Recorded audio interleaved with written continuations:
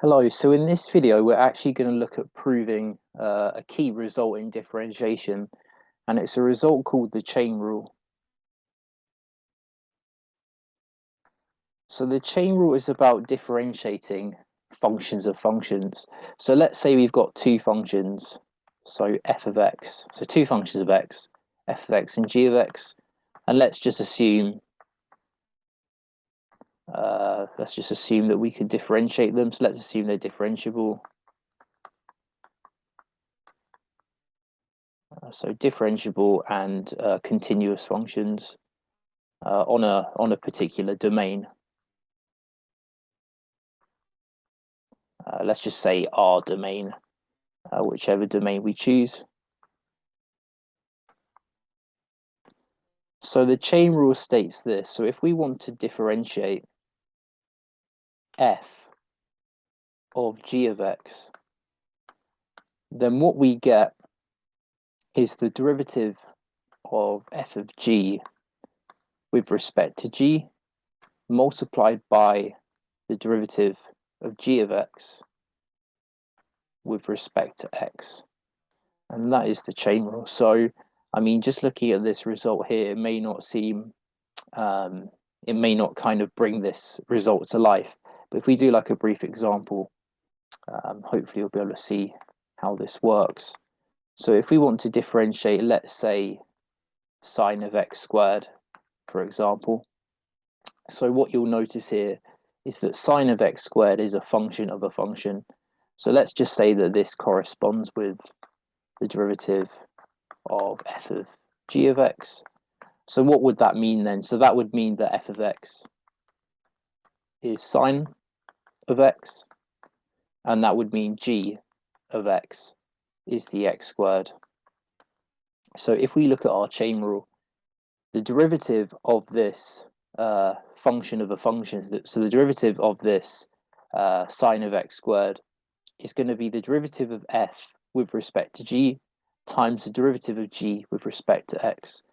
Okay, so if we start with this derivative of g with respect to x, so that's the more simple thing to do. So the derivative of this g of x with respect to x, well, that's just going to be differentiating x squared with respect to x. And when we differentiate x squared with respect to x, we know from the first video that I did that we get 2x. So we know that this is going to be 2x. And then with this second part up here, so now we want to find the derivative of f with respect to g. And this is now a function of g. So this f is a function of g. So we know that g is x squared. So this is differentiating a function of x squared with respect to g, which is again x squared. So we're differentiating this function of x squared with respect to x squared. So f of x squared is just going to be sine of x squared. So we're differentiating sine of x squared with respect to x squared. So essentially, this is just the same as differentiating sine of x with respect to x, because this x squared is just a variable. So you could call it y. And if you called x squared y, then this would just be differentiating sine of y with respect to y.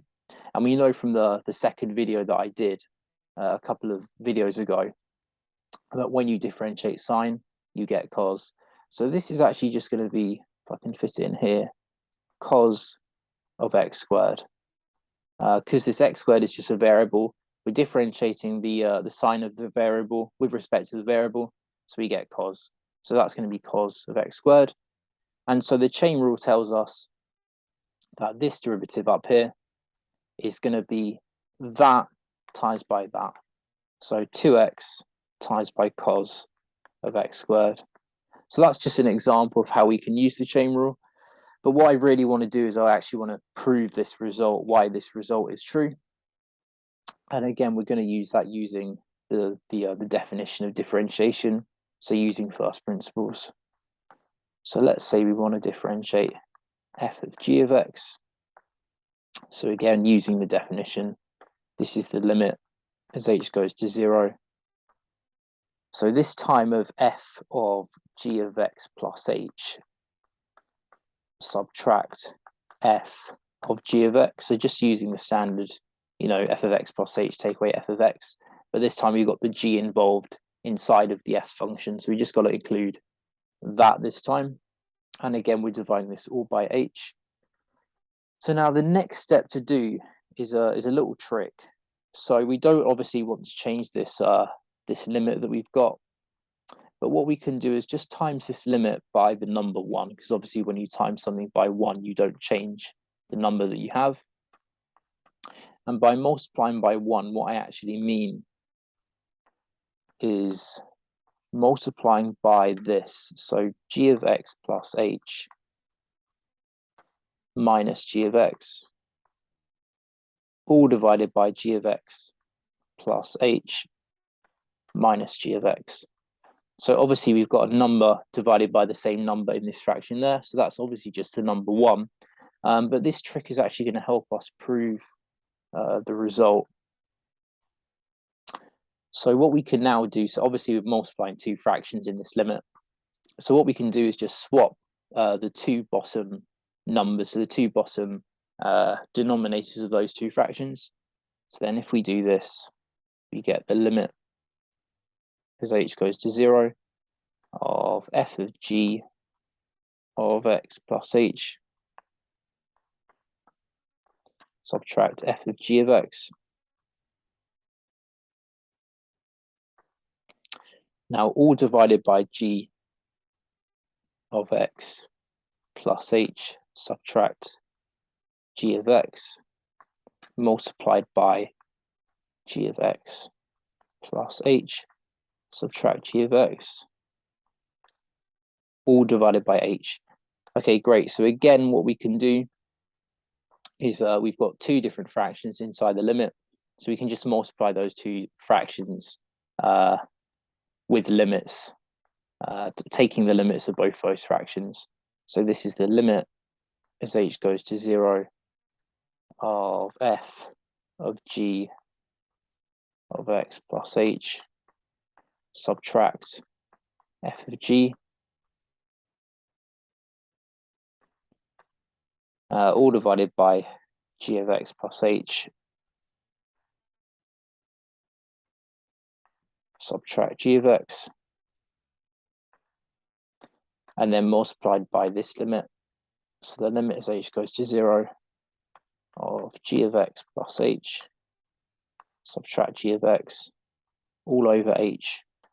Okay, great. So what I noticed with this this second limit here is that this is literally just the definition of the derivative of g of x. So we know the definition of differentiation is the limit as h goes to 0 of the function of x plus h, subtract that function of x, all divided by h.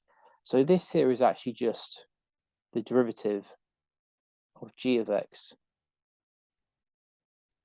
with respect to x. So that's kind of our second bit there done. So we've proved that second bit. And then as you'll probably notice, the first limit that we've got corresponds to that there. So this limit here of f of g of x plus h subtract f of g of x, all over g of x plus h subtract g of x.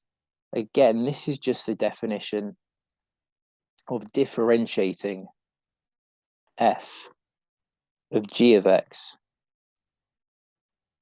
with respect to g of x. And so what we get then is we get our result that this limit is just the derivative of f of g with respect to g multiplied by the derivative of g of x with respect to x. And that is the chain rule proved.